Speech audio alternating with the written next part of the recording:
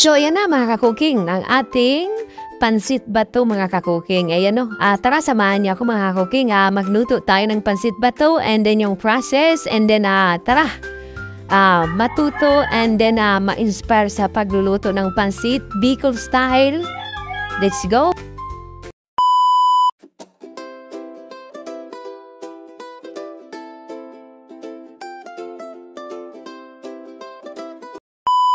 At tayo na nga po mga kakuking, for today's video po, samahan niyo ako. Magluto po tayo ng pansit Bicol style, pansit bato, and then yung proseso, and then yung sangkap, mga ginamit natin. Tara, samahan niyo ako. Ang makikita niyo sa video nating paglalathala nito sa premiere is all about kung paano tayo magluluto ng pansit, ano ang mga ginagamit natin sa pagluluto ng pansit, at ano ang sahog na ginamit natin, and then paano natin napapasarap ang mga ganitong klaseng pagluluto mga kakuking. So tara, samahan niyo ako. Ayan no, inuna na natin ang paglagay ng bawang mga kakuking.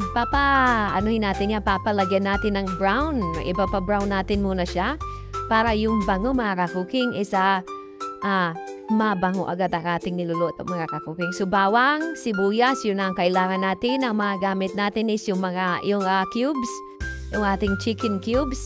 Ang ating sangkap na gagamitin dyan ay ang ating Adidas mga kakuking. Oo, tama po kayo na narinig. Adidas po ang ginagamit natin mga kakuking. So minsan ang ginagamit po namin ni GPC is yung tahong mga kakuking. Napakasarap ng pansit tahong. Pansit tahong, yung yung iba naman, yung sugpo, alimasag, yan, mga alimango, pwede yan mga kakuking. Tapos yung ating minsan kikiam, marami pang iba mga kakuking, ang mga style na yan. So ang aming gagawin ngayon is ang sangkap namin is yung Adidas mga kakuking. So sa mga hindi pa alam Adidas, ayan ang Adidas mga kakuking. Ayan ang Adidas na gagamitin natin. So ang gagawin natin dyan is gigisahin muna natin ito mga kakuking. Lulutuin muna natin maigi kasi ihahang natin ito maya-maya mga kakuking. So ayan o, imimix natin yan. Ayan o, lalagyan lang natin ng kunting pampasarap yan mga kakuking. So ayan mga kakuking, minimix po natin. Tapos antayin nating maluto ito dahil ang style po namin ni GPC is ibubukod po ang pagkaluto nito. Ibubukod po natin ito. Iba naman po ang pagluto ng sa pansit. Tapos pagluto na parehas, saka na natin i-mix in din. Saka na natin pwedeng i-serve siya mga kakuking. So ayan o mga kakuking. Tanging diskarte at style ng pagluto mga kakuking. Ito ay Bicol style. Gamit natin ang pansit bato mga kakuking.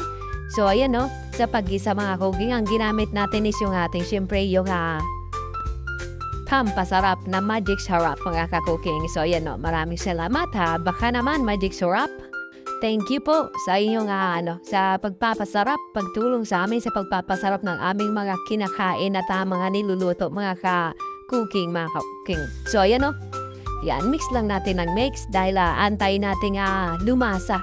Kumbaga ika sa para evenly ang pagkaka-distribute ng ating pampalasa, lagi natin siyang hahaluin mga kakuking. So Bicol style, takpan na natin yan mga kakuking. So tara, samahan niyo ako. Ayan na po mga kakuking, medyo luto na po siya mga kakuking. So i-mix ulit natin, titingnan natin yung pagkakaluto kasi syempre Adidas ito. Kailangan talaga nito lutuin ng maigi mga kakuking. So ayan o, lagyan natin ng paminta dahil itatakpan natin yan. Tapos syempre dahil nakita natin luto na siya mga kakuking, ang ating mga Adidas na yan, lagyan na natin ng tuyo, saka takpan na natin. Kailangan takpan po ang niluluto sa pag-isa pag linagyan na natin ng paminta mga kakuking. Dahil syempre alam nyo naman ang effect ng paminta is pampabango ng ating niluluto at pampalasa dahil medyo may anghang siya. Medyo spicy na sinasabi.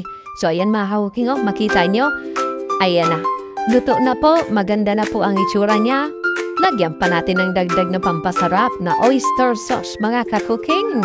Ayan ang sinasabing pampanamit-namit, pampalasa. And then syempre yung ating niluluto ay mas lalasa po yan pag mayroon pong oyster sauce mga kakuking. So ayan na siya hahaluin lang natin dahil luto na po yan.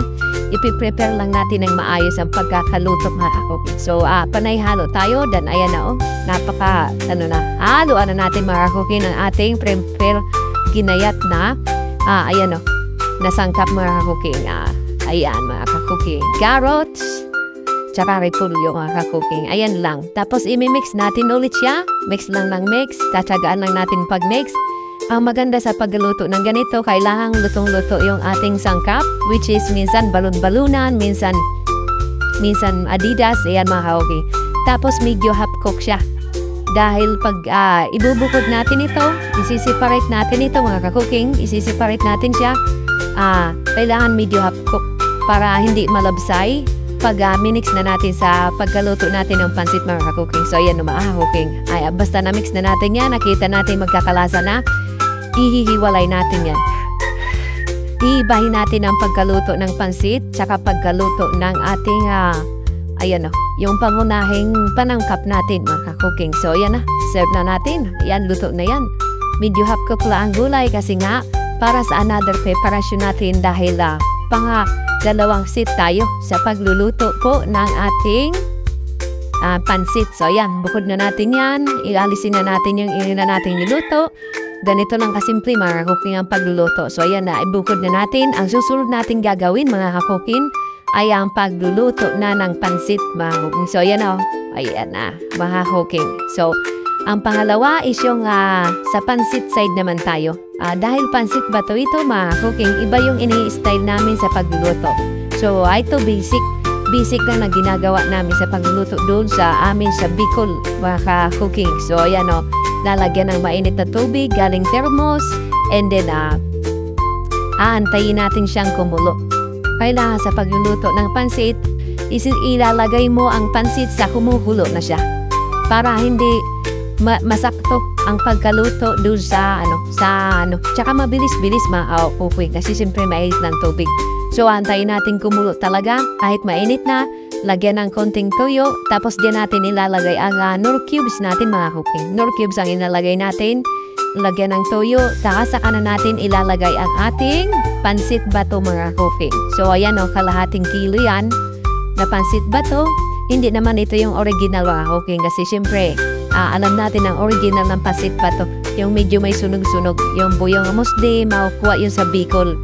Mayroon talagang mga tindahan yun, yung mga nasa papel na nakalagay, yung malalaking papel na brown. Yun ang mga pansit na original na pansit bato. So ayan mga cooking, dahil syempre dried ang pansit bato, pag nilagay natin sa pagluluto, kailangan yan ihiwa-hiwalay para pagkatapos hindi siya buo-buo mga cooking. So ayan itutuloy-tuloy na natin ang paghihiwalay sa kanya. Ayan walang forever talaga mga cooking. Kailangan talagang magkahiwalay sila mga cooking. Ihiwa-hiwalay natin. Sa pagdating sa pansit, kahit anong dikit niyan mga ka-cooking, walang forever. Paghihiwalayin natin yan mga cooking habang niluluto natin. So ayan shout out po mga ka-cooking sa ating mga kaibigan na patuloy na sumasabay sa ating munting pagpipremiere. Ang ating Team Locotoys na ating nandyan lagi, Ma'am Lilet Life and Travels, 8:30, Sir Saijen Hunters, 8:45, Ma'am Irene Jordan, 7:45, Ma'am Arlene Channel, 9:15. Ayan, si Ma'am Seros, 9 p.m. Mga premier yan, kasabayan namin. So sa mga gustong sumabay or magkaroon ng time sa ating slot sa paggagawa ng frame para marami-rami tayo at masaya-saya, i-message nyo lang ang ating mabuti at masayahing kaibigan ni si Sir Saijen Hunter dahil siya po ang gumagawa ng listahan ng premier. Pag sasali ka, sasabihan mo po yung tao na yan and then papa-approvean lang po sa ating mga team members and then okay na. Sunod-sunod na. So, araw-araw itong ginagawa namin mostly ang pag-premiere para yung video namin is instantly po pagka-upload, meron na agad siyang views. So, malaki-laking impact agad yon pagkalabas ng video mo, yung impression ng video mo, kumbaga sa pagluluto is mabango agad siya. pagka-serve mo, takam na takam agad ang mga manunood sa ating videos, mga kawaiti. So, sa mentors namin, na si Sir John Rocaberte, maraming thank you po, Sir John. Malapit na po mag-birthday ang tao na yan, and then tuloy-tuloy ang kasiyahan, maraming freebies, at kung ano-ano pa nga pwede nga makatulong sa ating pag-waiti, mga cooking. So, ayan, yung mga lagi namang nandyan, Ma'am Gemma Mex Vlog, Sir Dennis Vlog, Ma'am Winnie De Leon, si Ma'am Kunyang, si marami pa po, si Sir Nelson Mix Vlog, marami tayong kaibigan, hindi natin ma-mention lahat. Yan na po, mga ka-waiti, yan na po. So, kailangan yan, tingnan mo yung itsura ng pansit bato bago natin i-serve yan. Kasi kailangan pagka-mix nitong dalawa, alisin na yung apoy. Tapos, mix lang ng mix. Kasi mabilis umarsa yan. Mabilis umarsa po yung pansit bato. So, ayan mix lang ng mix, mga kawaiti. Ayan. Kala nyo masabaw yan, maya-maya niyan, mabilis umarsa ang pansit bato. Ang kailangan lang is ma-mix siya. Kasi syempre, pipili talagang magsama ang pansit. So, kailangan lang natin silang paghiwalayin para ang gulay and then ang ating mga sangkap and lasa is sabay-sabaw na magsama-sama sa tunay na ligaya pagdating sa plato at sa ating hapagkainan, mga ka-cooking. Pansit bato, Bicol style.